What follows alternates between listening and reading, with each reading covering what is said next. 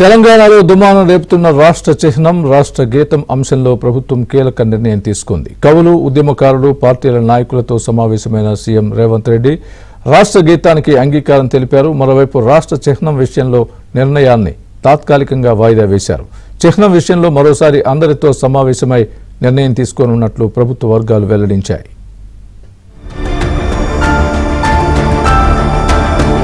గత కొద్ది రోజులుగా తెలంగాణలో దుమారం రేపుతున్న రాష్ట్ర గీతం చిహ్నం మార్పుపై ఎట్టకేలకు ప్రభుత్వం ఓ నిర్ణయానికి వచ్చింది.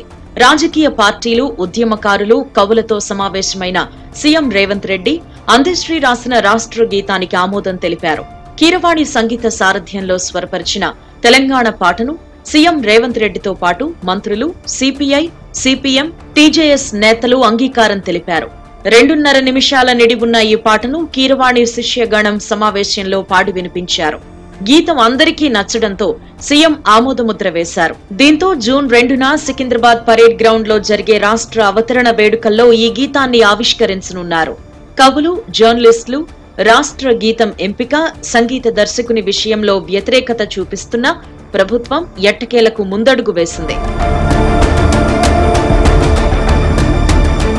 ఇదిలా ఉంటే వివాదంగా మారిన రాష్ట్ర చిహ్నంలో మార్పుల నిర్ణయాన్ని సీఎం రేవంత్ రెడ్డి తాత్కాలికంగా వాయిదా వేశారు.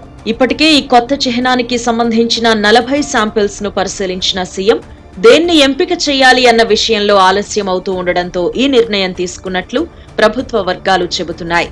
ఇంకోవైపు ఈ చిహ్నం మార్పు నిర్ణయంపై ఆందోళనలు చేపట్టాలని బీఆర్ఎస్ నిర్ణయించింది. మరోవైపు ప్రస్తుతం ఉన్న చిహ్నంలో కాకతీయ కళాతోరణం, చార్మినార్ గుర్తులను తొలగించడాన్ని కవులు, కళాకారులు, జర్నలిస్టులు వ్యతిరేకిస్తున్నారు. ఈ నేపథ్యంలోనే రాష్ట్ర ప్రభుత్వం అందరి అభిప్రాయాలను స్వీకరించి చిహ్నంలో మార్పులు చేస్తే బాగుంటుందన్న ఆలోచనకొచ్చినట్లు రాజకీయ వర్గాలు అభిప్రాయపడుతున్నాయి. మరోవైపు చిహ్నం మార్పు విషయంలో ప్రభుత్వం చూపిస్తున్న శ్రద్ధపై ప్రతిపక్షాలు విమర్శలు గుప్పిస్తున్నాయి. రాష్ట్రంలో సమస్యలేవీ లేనట్టు రాజముద్రను మార్చాల్సిన అత్యవసరం ఏముంది అని ప్రభుత్వాన్ని ప్రశ్నిస్తున్నాయి.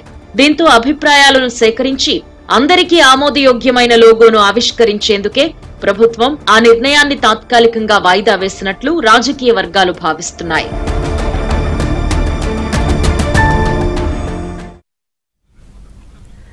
ఇక ప్రముఖ విద్యావేత్త, మాజీ ఎమ్మెల్సీ చుక్క రామయ్యను సీఎం రేవంత్ రెడ్డి కలిశారు. రామయ్య కొంతకాలంగా అనారోగ్యంతో బాధపడుతుండటంతో హైదరాబాద్ విద్యానగర్లోని ఆయన నివాసానికి సీఎం వెళ్లి పరామర్శించారు.